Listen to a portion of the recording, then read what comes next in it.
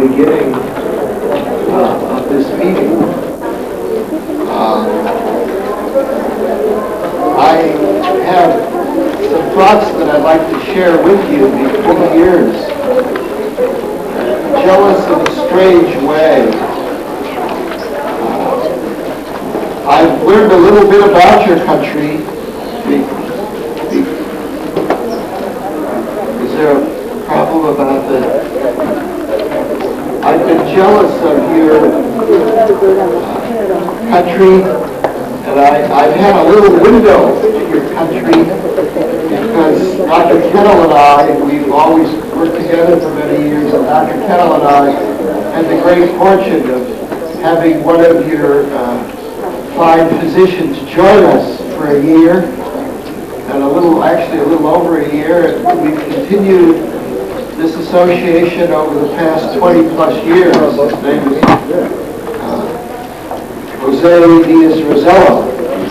And Jose tells us a bit about your country, and what John Kettle and I are most jealous of is the tight family links that you have. Something that many, many families in the United States miss.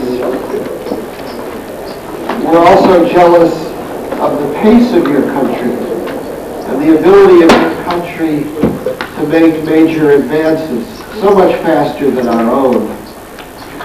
And I really come down here on the surface to give a lecture and to tell you what is happening in this area. But secretly I come to learn how to build close family ties that are so enriched on Saturday and Sunday when your families gather together. So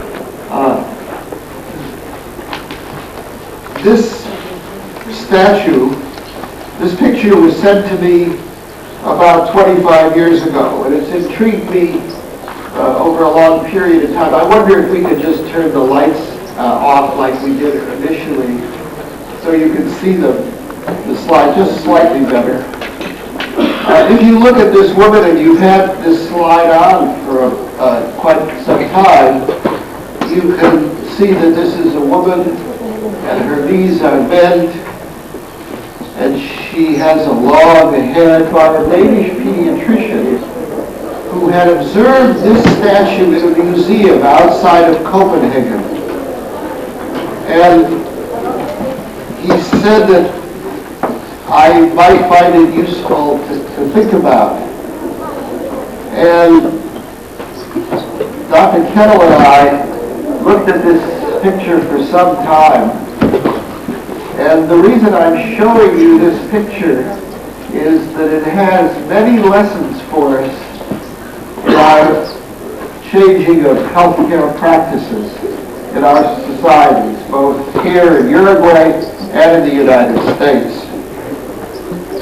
If you look at this woman, she's on her back, and somebody joked, some obstetrician 25 years ago came to the museum and said to the museum director, she must be on her back because women deliver on their back.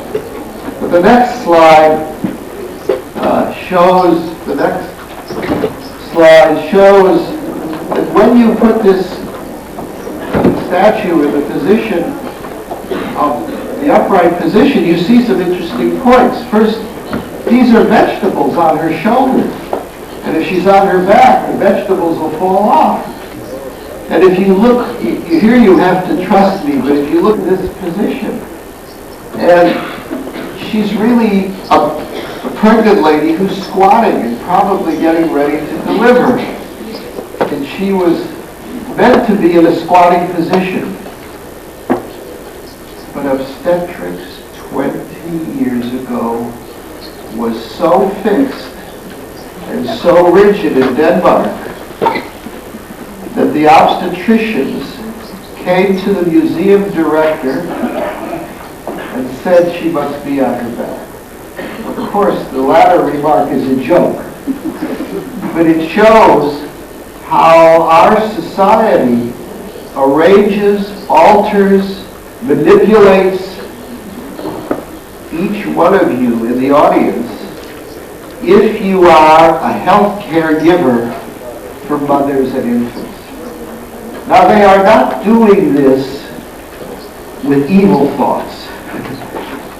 This has somehow occurred. And what I'd like to say is that the people who tell you this are not evil. For some reason, they are part of our society that feels they're doing something good. They feel that it's useful, but it probably is not at all. This is a vivid example. And it is especially interesting that we in the United States, and you in some ways, still have mothers on their back. And yet today, we know from hard data, that in the squatting position,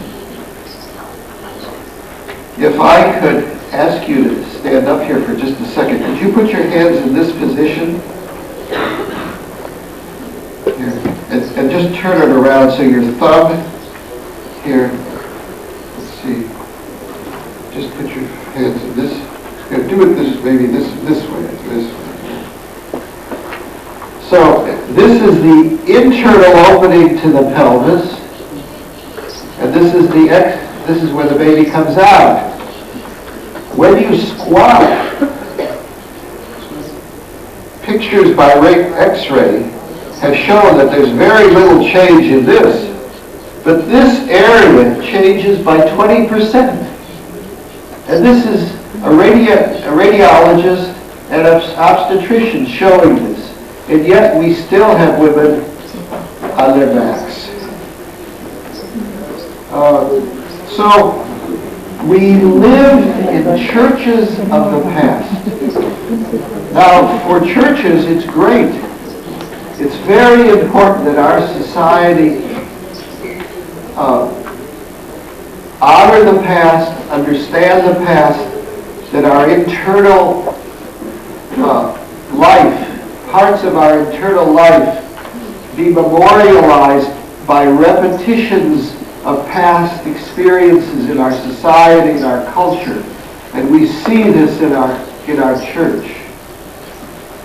These are so appropriate that it's in our church, but it doesn't fit in our healthcare system, as we learn in a healthcare system. So we must remove,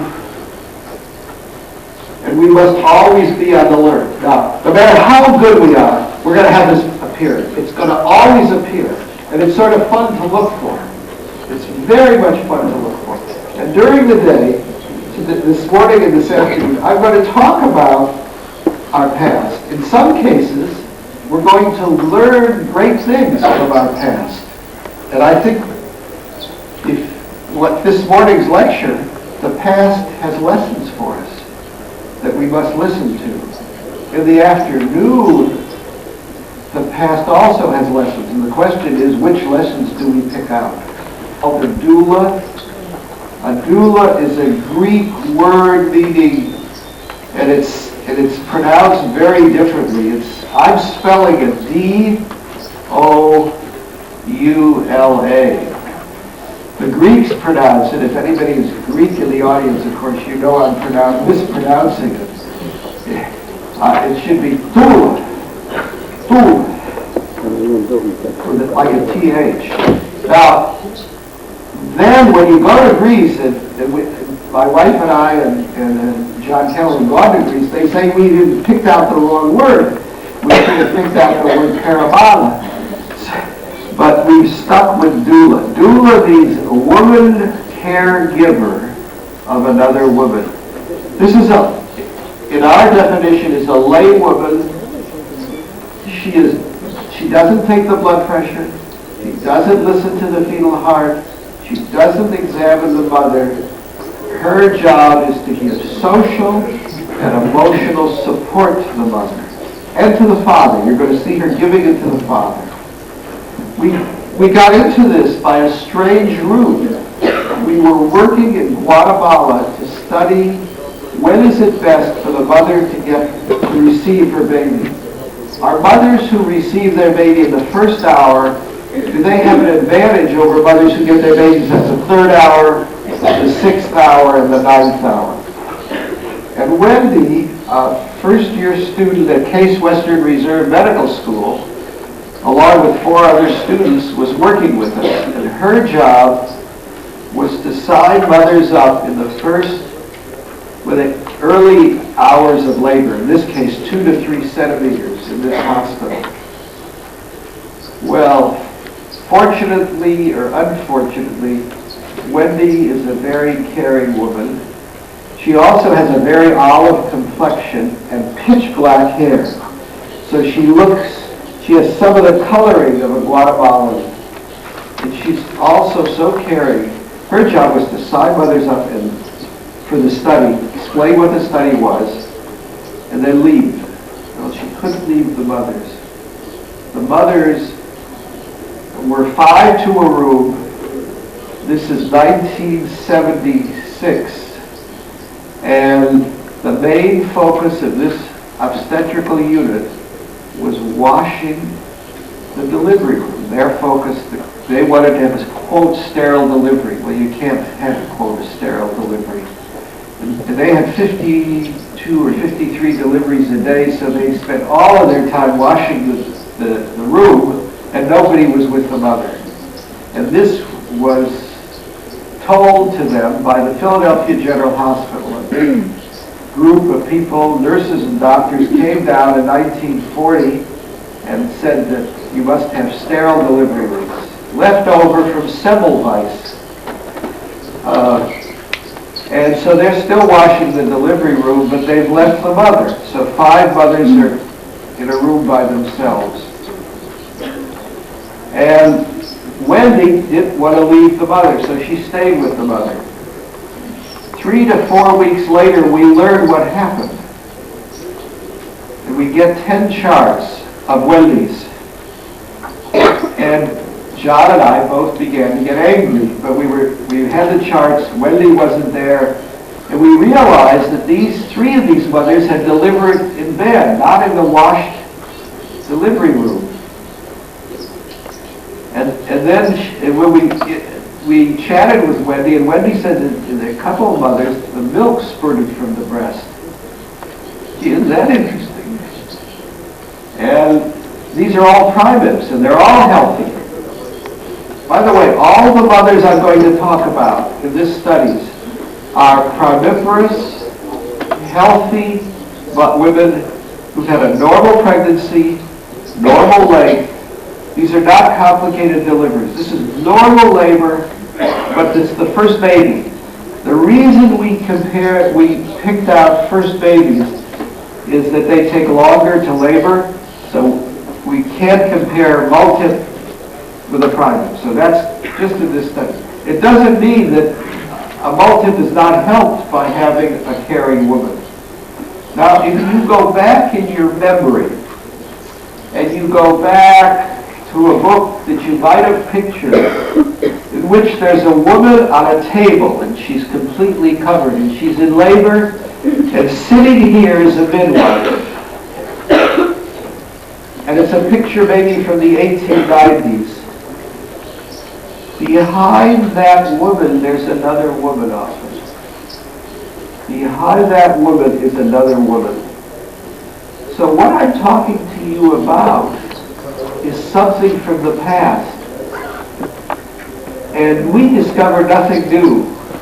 I'm going to talk about something from the past that I think is an essential ingredient of childbirth that we accidentally left out. Now, John and I have traced it back. There's several good historians that tell us a lot about birth in the pioneer days of the United States and in the 1800s and early 1900s. And when a woman in the United States went into labor, there were several other women with her. She was never alone at home. She was never alone at home. And so what I'm talking about is the experienced woman who's had several babies, who's not just come to boil water, but to hold the mother's hand, to rub her back, and to be with her. And what I'm going to suggest at the end of this talk is that hopefully by the year 2000, every woman on this planet has another woman with her, and that this woman should never leave her. Now the reason for this is that we're going to look at the hard data. The reason is that when you put the studies together, there are 11 randomized trials now of social support in labor. And what I mean about randomized trials, there's an envelope, and some of the envelopes say doula, and some say control, and the envelope, if you actually look at the envelope closely, there's the paper envelope, and then inside, if you open the envelope, it's aluminum. And the reason there's aluminum is that nurses and doctors like to say, I like this mother. I will look for an envelope that says doula. So we sort of have anticipated that, and you wrap the paper that says doula or control in aluminum, so they can't sort of pick out the envelope they like. They've got to take them in order, 1, 2, 3, 4. And then we have a statistician who randomizes what appears. So this is why I say the word, it's randomized. Now, these 11 studies, and let me give you the summary at the beginning. If a woman has a caring woman with her, a lay woman that never leaves her, this length of labor is reduced by 25%. The section rate in the, and this is many of the studies, is reduced by greater than 50%. The use of oxytocin by the obstetrician is reduced about 40%. The use of forceps between 30 and 40%. And the mother's request for an epidural is reduced. And I'm not going to give you a number because this number has varied anywhere from 15% to 60%. So it's a wide, and we don't have enough numbers yet to tell you what that number is. So it's wide, a big range. Now, let me just, this is our first doula in Guatemala. She's actually a teacher. She's never had any babies at this time in her life. And she's doing 3 things. She's giving praise, reassurance. You're doing so well. You're doing so well. That was really great. And she's touching her. There's a great deal of touching and massage. Now, you're going to say, well, this has been Lamaze, this has been coaching, and this has been going on. What's so new? Well, the first thing is, let me ask you about the word coach. When I ask you, I'm going to ask the audience, by the way, during this time I'm going to ask you to vote, and there'll be voting, because I know you're a very democratic country. But I'm going to ask you, when you think of the word coach, what do you think of? Anybody? You want to? I have a translator here. You can use this too here. You can use it. I'll tell you that in the United States, yes, in the United States, the coach tells somebody to run, boss, control. And when you think of Lamaze, breathe. It is more, my problem, thank you. My problem with the word coach is the coach has often been the boss. And there are 2 people here. I want the mother to be the boss. So I'm reversing this, and that's why I have problems with the word coach. labor coached, something coached. In some of the methods, Lamaze a little bit, breathe, breathe. I want the mother to always tell us if what we're doing is helpful. I want the mother to tell us what does she want. I want the doula always to check if she's touching the arms. Do you want this? Do you really want to be massaged on your legs? Maybe you don't want any massages at all. The doula is also going to tell her in certain times if she has a posterior position. All of the good midwives know to get on hands and knees. Is that position comfortable?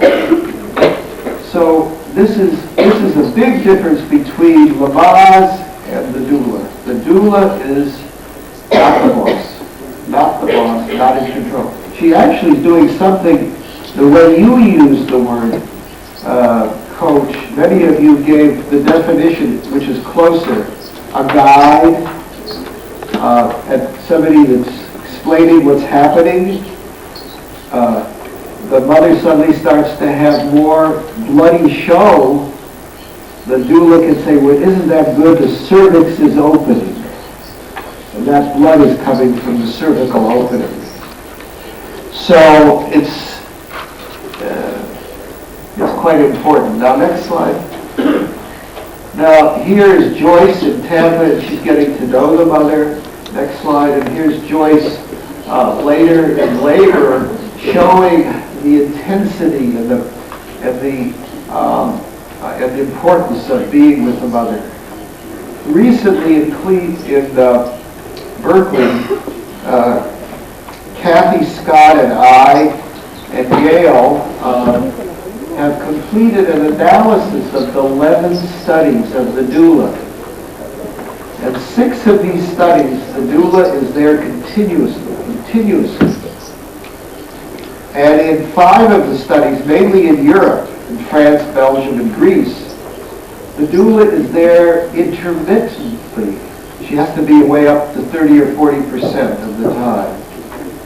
And the data, we've just done a meta-analysis separating the intermittent from the continuous doula.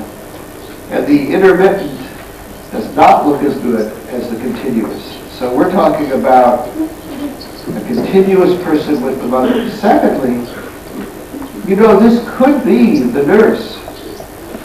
The nurse has one patient.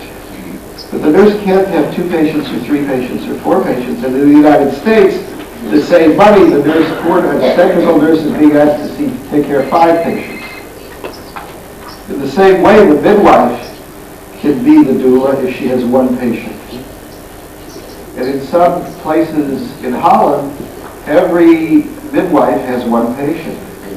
A few places in Holland, 417 mothers agreed to participate in a study where some of them would receive a person with them all the time, and some would not. These would be the controls. And then you then get the outcome measures, which we'll talk about in a minute. In this case, 59% of the mothers in the control group had a problem, compared to 27% in the doula group. Next slide. Now let's look at some of these here. This is our first study. 17% of mothers, second study, in the control group required a cesarean section. In the doula group, it was 6.5%. The obstetricians had to use oxytocin to stimulate labor, and they felt in 13% of the control group, but only 2.4% of the doula group. And this is significant. The chance of this occurring statistically is 1 out of 1,000. Next slide. Now, let's look at labor in the first study and in the second study out of Guatemala.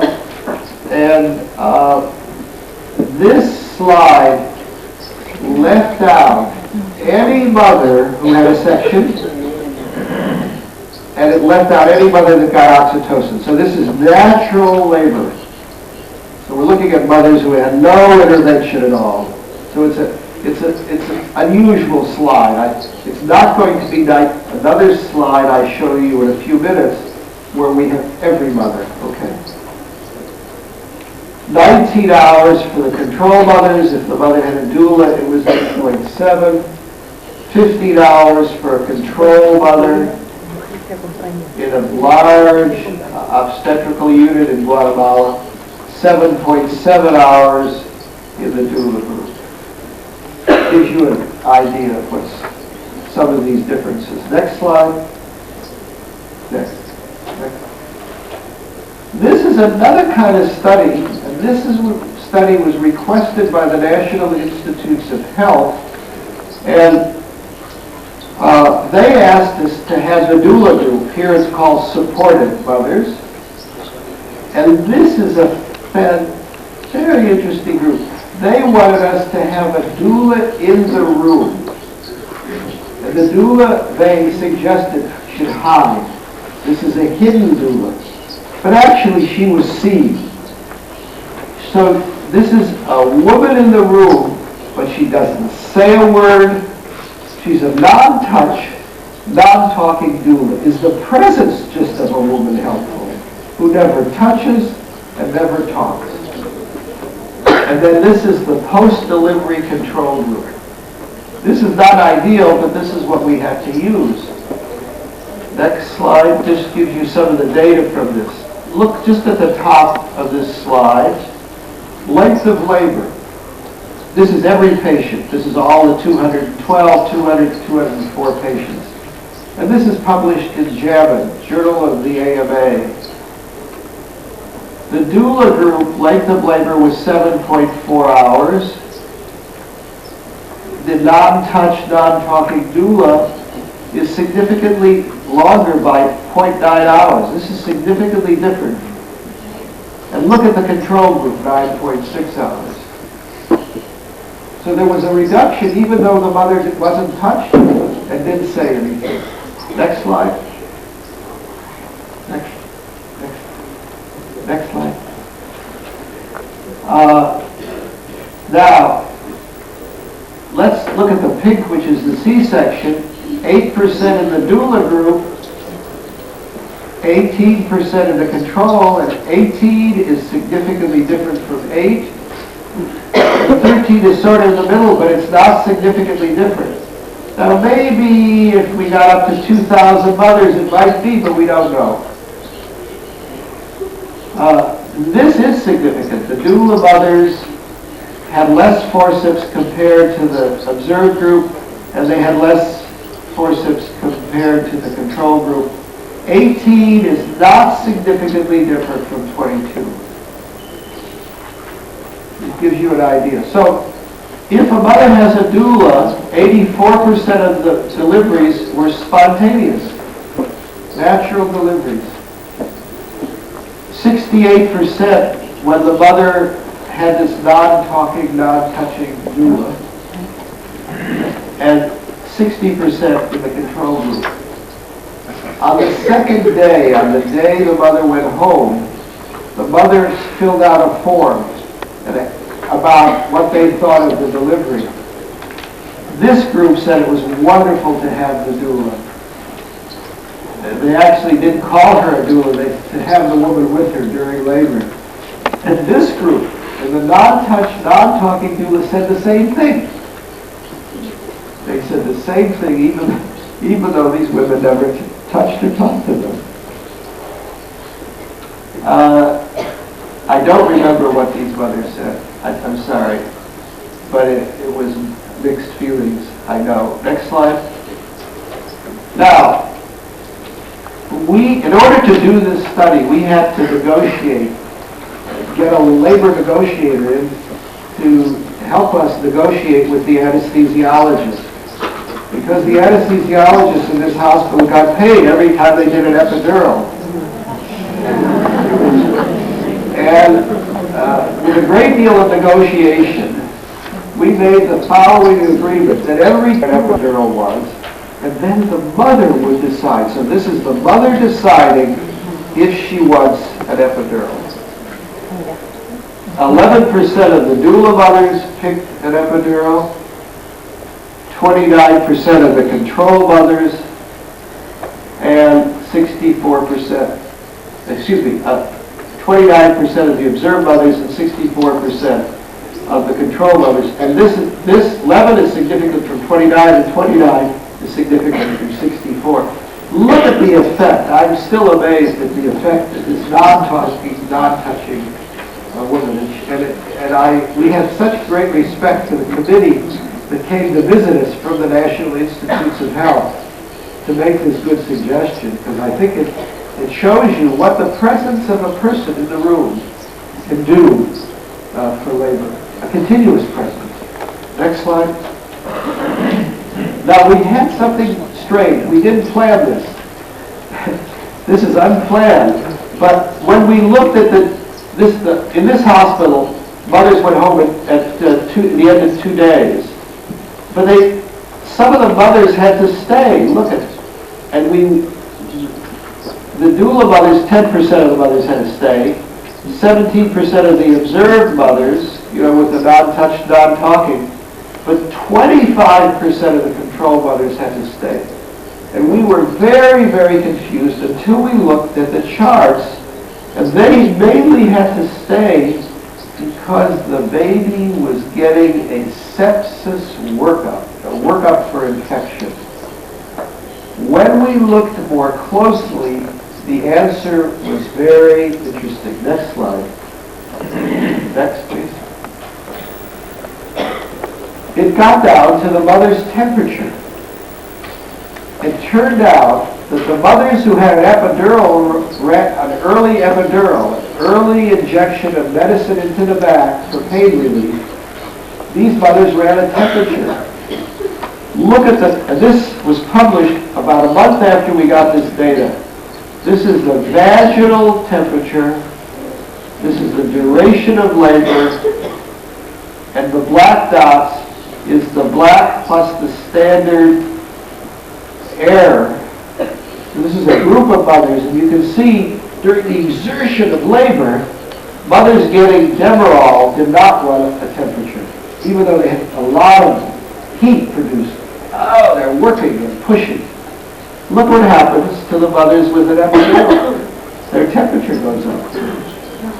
Now remember that the fetal temperature, the fetus is producing heat. He's a metabolically active organism inside the mother. And he's producing heat, and his temperature is 0.6 of a degree above the mother's temperature. So if the mother's temperature, you think in centigrade, don't you? So if the mother's temperature is 39.5, his temperature is 40.1. So when you give an early epidural, and the mother's running temperature, the baby's got a temperature 0.6 of a degree higher. Next slide. By the way, this is a study Dr. Kettle did in Cleveland. This is some data. Here, if they had an epidural, 38% of them ran a temperature. In control, with no epidural, 7.5% ran a temperature. These are the mothers. Next slide. And here shows some other data from another study. This is the fetal temperature, fetal skin temperature. This is about a third of the dots are over 38 centigrade, you see. So when you give an epidural, you're affecting a big system here. Next slide. Well, let's go back one slide. Just go back one. The gist of it is, the mothers had to stay in the hospital in the control group because more of them had a fever, a blood culture was taken, because the doctor didn't know whether that mother had group B strep or some infection that could be very disastrous to the baby. A blood culture and a spinal fluid were taken, and the baby had to stay 3 days until the culture results came back. So that's the explanation, and it's quite interesting. Next slide. Now here there is an important study. This study was done in Cleveland, and it's a beautifully done study by Dr. Kennel, my longtime associate. And when I show these slides this morning and this afternoon, this is homogenation not only of my ideas, but Dr. Kennel's ideas, and fortunately, all the great people that have worked with us over the years. So it's many people's ideas, class fathers and mothers,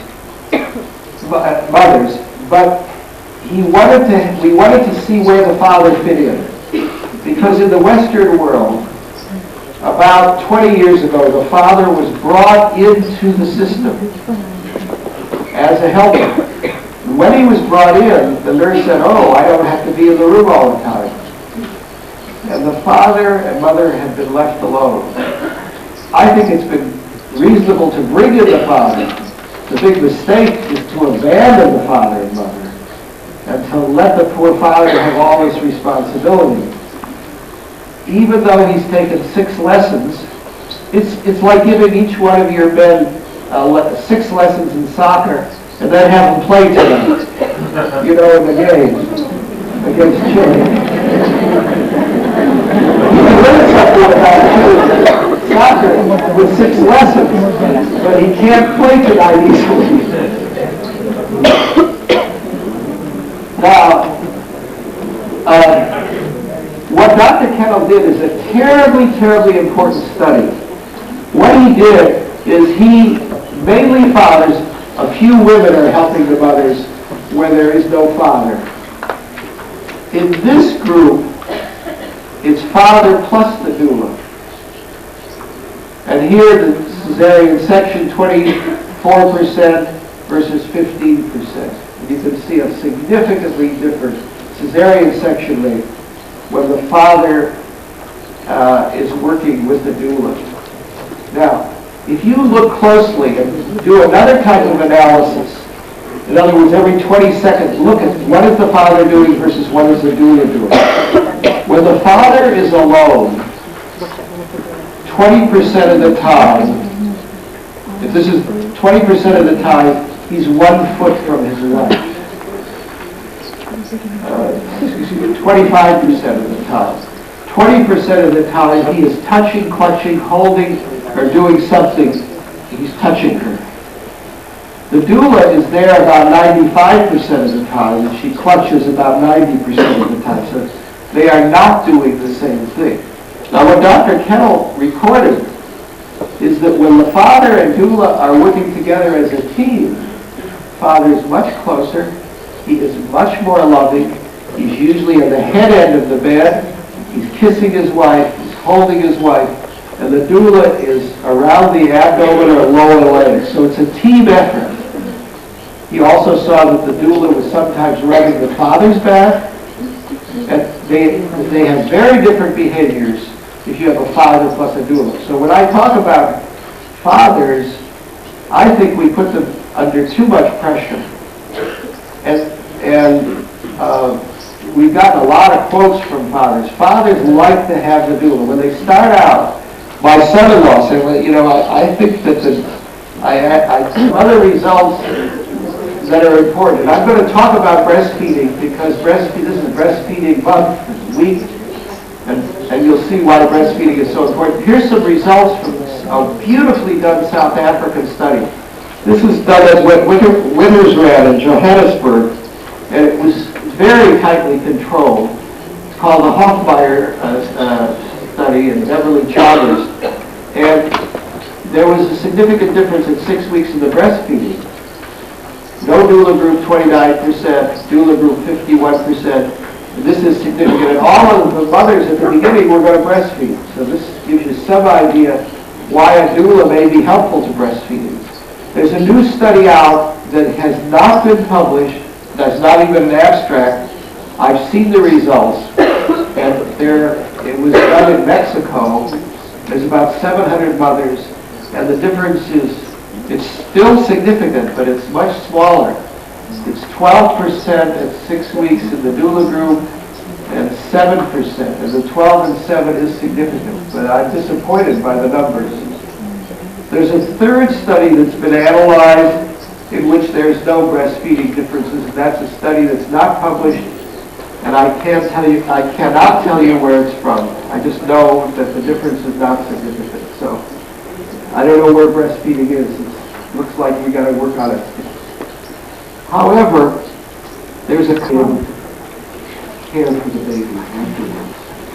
Another way of saying this is that the care we give the mother is a metaphor for the care she will give to the baby.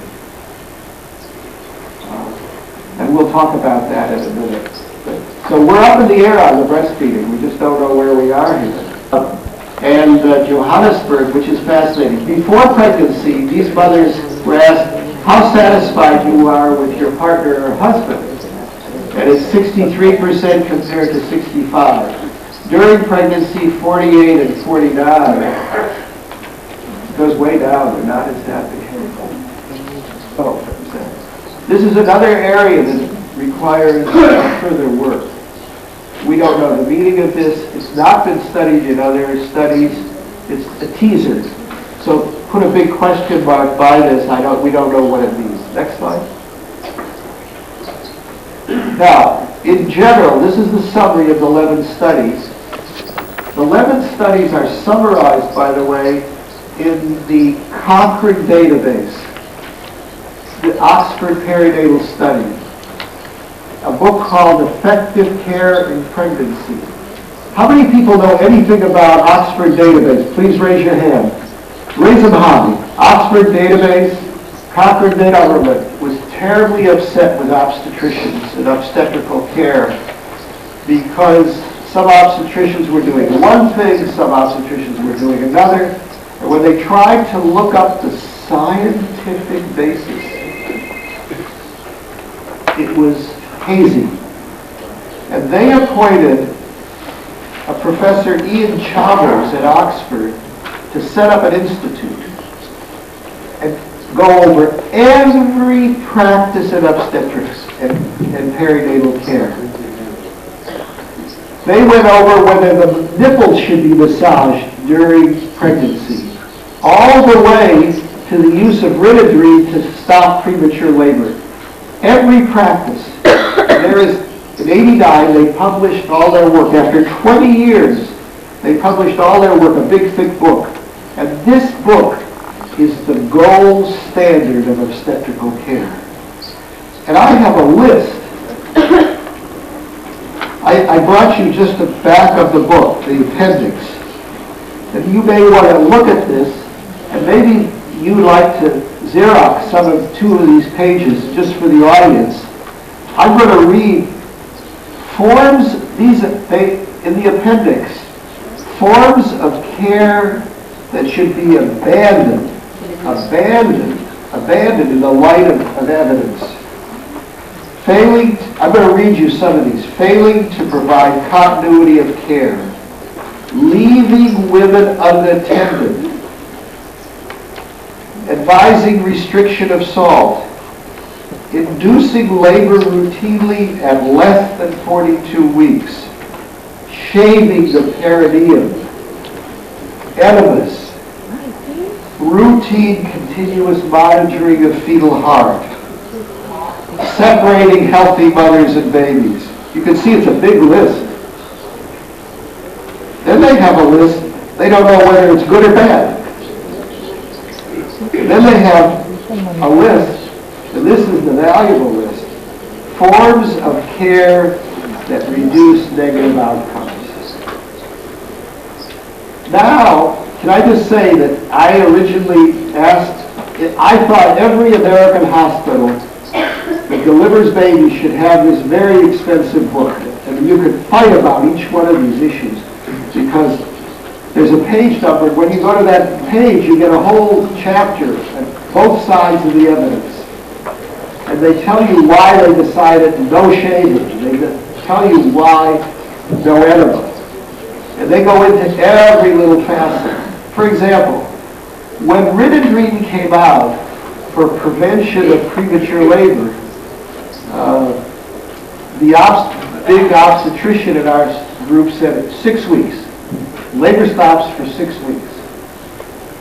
When the Oxford group came and studied this and looked at not only his study but the 14 other studies, how long does labor extend? Grididry extends labor by 47 hours, not 6 weeks. So this is the gold standard.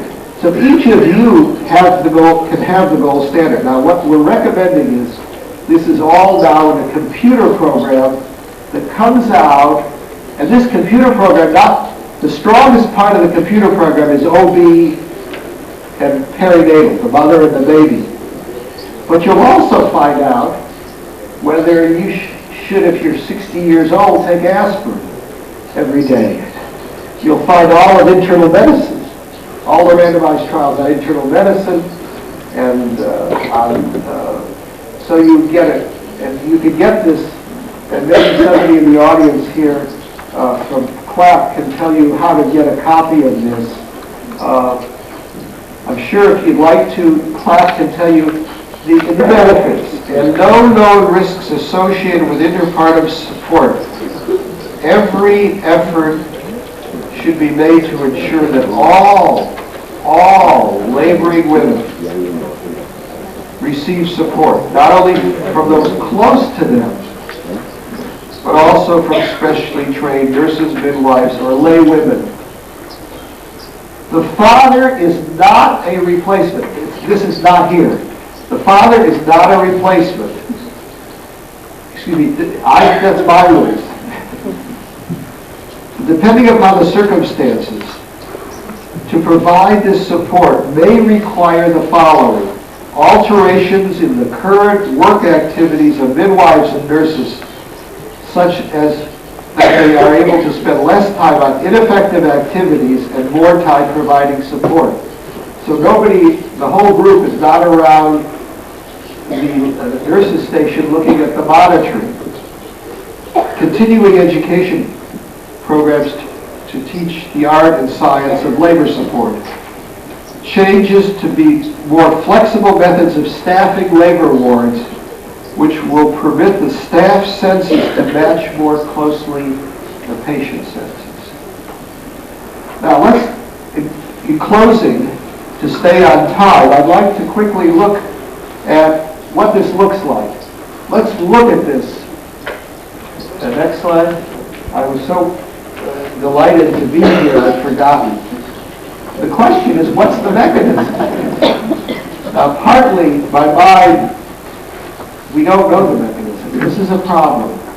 Wherever we don't understand the mechanism, we're in trouble until we find out the mechanism.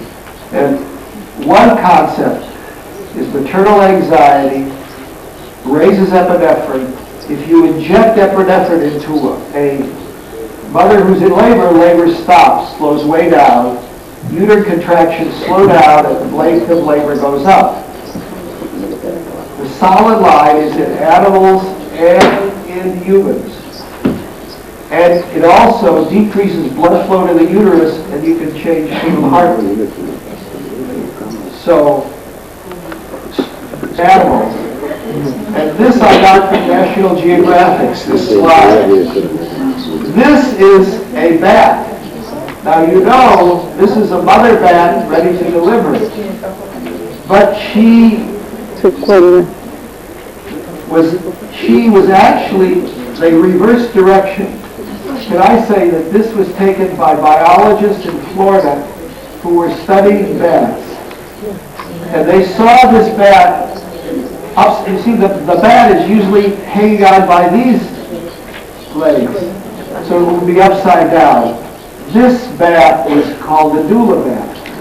She's delivered before, and she's in the wrong position, and she's trying to show this bat that you should go the wrong side up. The wrong side up for the bat is the head up. And so it's not true in a lot of the primates. It looks like, we don't know about bats, but in this picture it looks like bats have a doula bat. with them. So it's plus minus in various animal species. However, we have some very interesting information on cows. But it came from Chile, a neighbor of yours. A friend of ours, Veronica Valdez's father, some of you know Veronica Valdez. Her father's an architect. In hospital, you see, we have troubadours and we have baseball, and all sorts of people get into the labor room. And it's been counted, I'm not exaggerating, 16 different people come into the labor room that the mother does not know. This doesn't happen in Europe, I'm sure. Next slide. Now, I only put this up because we've got to erase that coach. This is Palo Alto, a doula, a mother, and a father working together. Next slide. And you can see how they're working together. Next slide. This is a father and a doula in labor. Next slide. And this happened accidentally, by the way. If you now watch doulas, I have a book here that I brought with me. It's a new book just published, and it has maybe 15 different positions. And it's part of this book is in Spanish. No, it's not. It's not. And we came to, and she's saying, "You're doing wonderfully. You're just great." And she might be holding her. Look at me. Look at me. You're just doing great. She's emotionally and physically holding this woman. And I'm never going to leave you. I'm never going to leave you. Next slide. Here's another position used. Next slide. This is a midwife who's working one-to-one with this couple. So she's a doula and a midwife. I just wanted to say that this can be done. Next slide. We've taken an Aer Lingus plane and we're in Ireland. There's been one hospital. The hospital uses what is called active management. How many people know what active management is of labor? Raise your hand. Raise your hand. Hi. Active management of labor. Active management of labor is the diagnosis of labor, thank you, is somewhat different. A woman must not only have contractions, she must have thinning of the cervix or a bloody show to be called in labor. Secondly, there are three components to active management. First, once she's in active labor, the cervix is thinning. If she doesn't dilate, the cervix doesn't dilate a centimeter per hour, she gets rupture of the membranes. Secondly, if she still isn't doing this, she gets oxytocin IV, very big doses. And thirdly, this is the interesting component, she gets a caregiver. Part of the active management is a caregiver that never leaves the mother. Recently, this is done by O'Driscoll at National Maternity in Ireland. The data from all of their work has been analyzed by a man by the name of Thornton, and he said that the whole shortening of labor is due to this woman. So this is the doula. She's actually a nurse, a full-time nurse, who's becoming a midwife in this hospital. Next slide. I want to show you what this looks like. This is Ireland. She never leaves. This couple never leaves this woman. Next slide. Here's the look. When Phyllis and I went there, my wife and I went there for a week, and we saw this very frequently. Look at me, look at me. O'Driscoll said, if this woman leaves her for 5 minutes, it takes 1 hour, he writes in his book, to get that mother back to her calm level. 1 hour. Now, unfortunately, all over Europe, they're using the active management. And they're using the oxytocin and the rupture, but this woman is left out. Same in the United States. All over the United States. In fact, in Berkeley, one of the big hospitals wanted to bring it in, but Berkeley, is a wild place, and as soon as this appeared, delegations went to the hospital. Dr. Kendall's study in Cleveland, and the study we just completed in Oakland, the women in the control group who have a woman with them, an untrained woman, but a woman that knows the mother, those women seem to be doing better than you'd think. The section rate is a bit lower, much lower in fact, but it is not significantly different from the fathers. The numbers are too small. We just don't have big enough numbers. So 2 studies are going to be started shortly, looking at the effect of the control group, in this case, a woman friend who's given 4 hours of training. I can tell you how we're picking the woman friend. A woman friend who is strong, who's had a vaginal birth of a healthy baby and it went well, a woman who's able to hug and hold and rub, a woman that's loved by the mother, that she really likes. And we are, in the United States, concerned about mothers, because in some cases mothers have great relationships with their mothers, in some cases it isn't so good. So we don't know quite what to do about whether the mother should be this person. So this is going to be begun in Chile and in New Jersey, with a sample to each city of 700 mothers, half control, half. So maybe we can tell you in a year or two whether a close woman friend can be a doula with 4 hours of training. So that's on the agenda. I have left out some material on the doula that I'm going to include this afternoon on the effect of possible effects on this afternoon. Touching affects this system that I'm going to get into this afternoon. I want to tell you one non-randomized trial which I find of great interest. At a recent doula meeting a year ago, we asked each doula to write down on a piece of paper how many deliveries she had and what her section rate was with first-time babies, but only if she knew. She didn't know, please don't write anything on the paper. And there were 4,050 deliveries, and the section rate of these doulas was 8.55, which we thought was quite good. It was a double check on what's going on. So I think, I keep always being excited every time I see it, because I'm never quite sure that it's real. When you find something, you're really not sure, especially when we don't understand the mechanism. There's another thing that happens. The mother falls in love with the doula. And this is going to come up in the explanation. The mother develops a real closeness to the doula. And in the studies of fathers, the fathers speak glowingly of the doula. I don't think my wife could ever deliver without the doula. Of course, this isn't true, but there's a closeness that develops, and this will come possibly into the explanation of what might be going on. Semanas, después cada 15 días, porque empezamos a atender también individualmente las mamás, y ahora es una vez por mes porque tenemos muchos grupos que estamos funcionando. El grupo de embarazadas, el de puérperas, el de adoptivos, el de síndrome de Down. Entonces son muchos grupos de apoyo y hace que las mamás se sientan muy apoyadas y traen sus amigas una vez por mes. ¿Y cómo se organiza este grupo?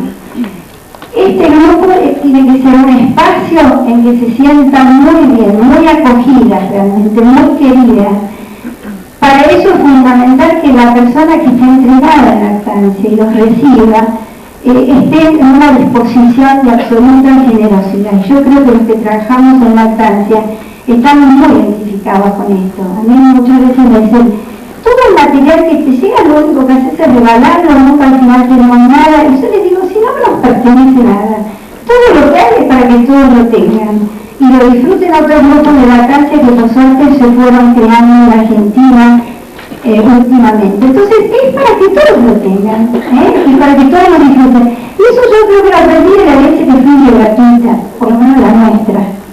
Y no tiene precio, está siempre el mundo la tiene, y el amor es así, yo no creo que sea diferente, por eso siempre se hace la alegoría del amor y la lactancia, ¿no? Bueno, yo le dije a ustedes, si yo hubiera empezado a hablar del grupo de apoyo, tendría que quién es, pero si ya les cuento un poco mi historia personal, a lo mejor les resulta más simpático la charla. Entonces, bueno, así hacemos con el grupo de apoyo, decimos quiénes somos y cómo, brevemente, cómo se originó eso, y entonces cada una le damos su espacio y su lugar. Todo ser humano se siente querido cuando tiene su espacio y su lugar. Espacio físico y espacio psíquico, espacio emocional, porque yo puedo invadir tanto si me quiero sentar en el lugar de ella, como si yo la invado con interpretaciones. Entonces, brevemente enseñamos que los obstáculos de la comunicación hacen que la mamá no nos puede escuchar bien y no la podemos ayudar, porque a veces disfrutamos más en morirnos nosotras mismas, egocéntrico, narcisista, con este que dice que bárbara, todo lo que sea lactancia, no sirve. Lo que sirve es que sepa escuchar. Entonces nosotros le enseñamos a la mamá el respeto del silencio. ¿Ustedes no les pasó que cuando van a hablar con la amiga, ponen la oreja, la amiga se muestra todo y le dicen, ¿no sabes lo bien? ¿Cómo me ayudaste? Y no dice nada. Y digo, si yo no te dije nada, no, me escuchó. Entonces, escuchar es lo fundamental en el grupo de apoyo. Cada madre expone lo que le pasa y le escuchamos y no la vamos a aconsejar, porque ese es otro gran obstáculo que existe en la comunicación. Hablamos de consejera, porque entonces me pongo en un nivel más alto. Ahora estoy en una más alto que ustedes porque soy reslana y si no me ve, pero si yo estoy al mismo nivel que el otro, no tengo por qué aconsejar. Puedo informar, puedo decirles, si tenés un pezón muy delicado, podés hacer esto, si tienes una mastitis, esto y esto. Pero no me voy a poner en consejera. Tampoco me voy a poner a juzgar e interpretar la situación, porque son otros obstáculos de la comunicación. Entonces, este tipo de información nosotros le damos a los líderes, al animador del grupo, a la monitora de lactancia materna, como para prepararlos a que sepan escuchar a las madres y a todas las madres que están reunidas ahí. La tratamos de entrar en círculo, nunca así como están ustedes tipo clase, porque yo soy la autoridad, evidentemente soy yo. Y en el grupo de apoyo no hay autoridad. Todas vamos ahí para que nos entiendan, para que sea un espacio de intercambio y para que efectivamente nos sintamos contenidas. Esto fíjese que si uno me pareció admirable el trabajo que hicieron de estadística. Yo soy una bruja para esos números, pero me pareció siempre creen que no tenemos leche. Los grupos de apoyo lo ideal es que sean 12 o 15, ¿no? Si hay más, ponemos otra monitora que nos ayude. Pero bueno, ahora tenemos en cuenta que ya pasaron los 12 y les quería decir algunas cosas que les vamos a ir informando, porque viste que cada una tiene una problemática distinta, entonces que cada una diga cómo piensa que lo puede solucionar, cómo se siente frente al problema. Hay muchos mitos con respecto a la lactancia. Clinical context and also in a research context. There's no sound.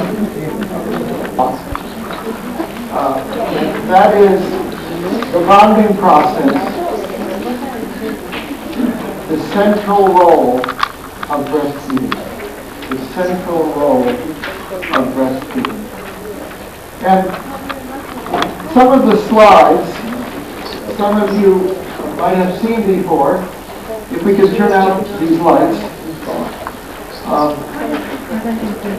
What we're talking about is the bond from the parent to the infant. How it develops, altered, or even destroyed by some of our hospital practices, and how each of us can alter this process. But today I'd like to go further. I'd like to add, I will end up by saying that I think every mother should breastfeed on this planet for at least 2 weeks, even if she has to go back to work at 6 weeks. I realize this is going to be radical, but I'd like you to watch closely and see, do I have the data to say that? If not, what data or what information is missing? And is it possible, I'd like to raise the question, that you in your way may discover the answer? Okay? It's bonding in this direction.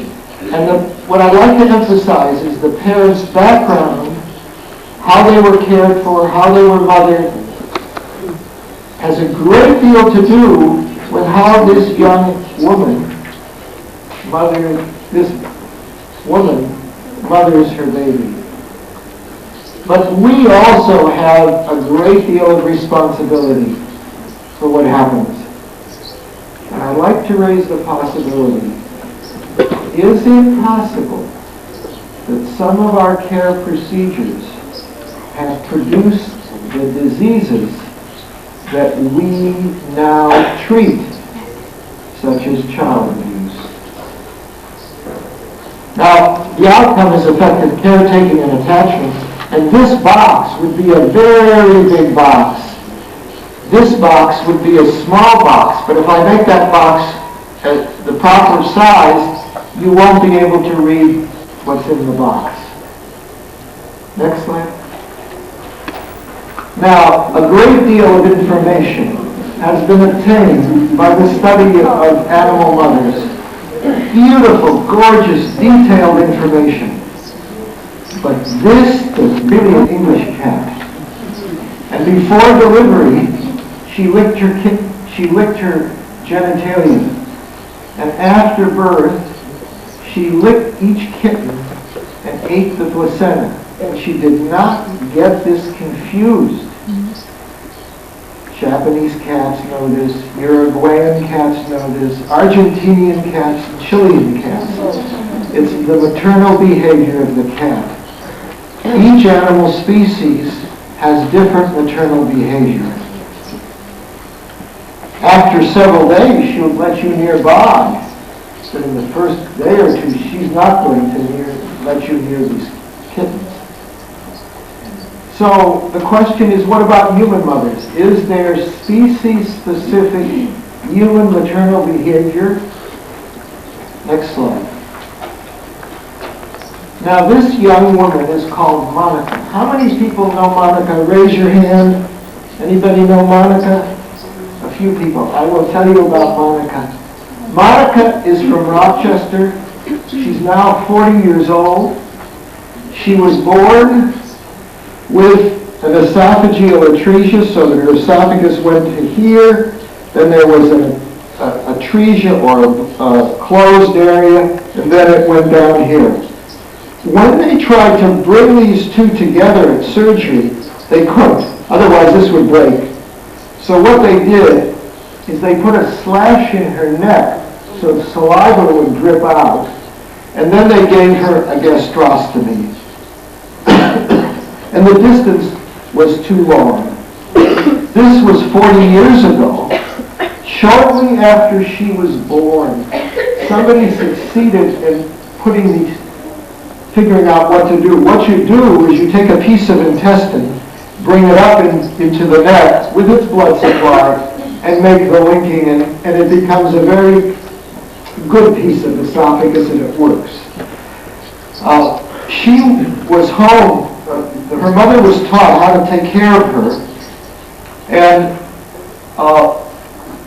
it didn't go well. Her mother was depressed. She had a maternal depression, and she was then readmitted to the hospital, and here she's in the pediatric ward of the Rochester Medical School Hospital. Now, a lot has to do with this nurse. This nurse goes downstairs and eats lunch with George Engel.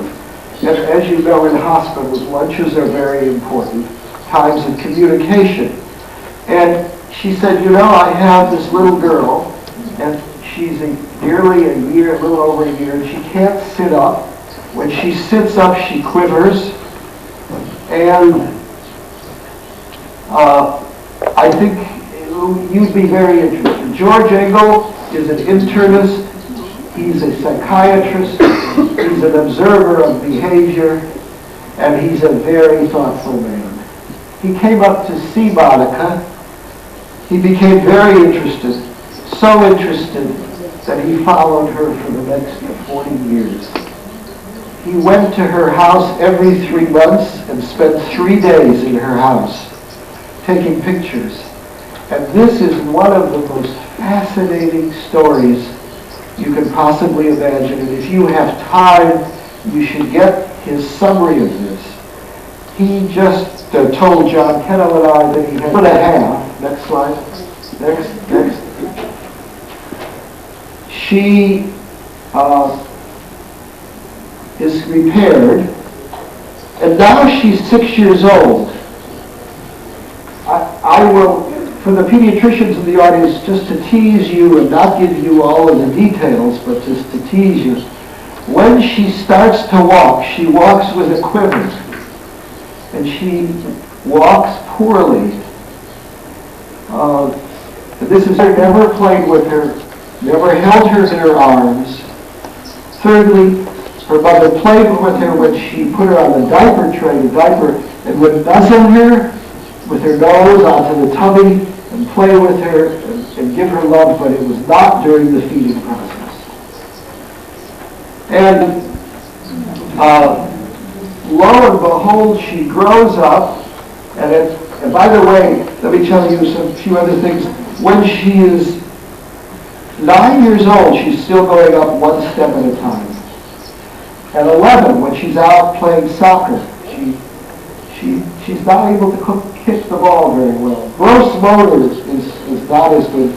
She's in school, she does very well.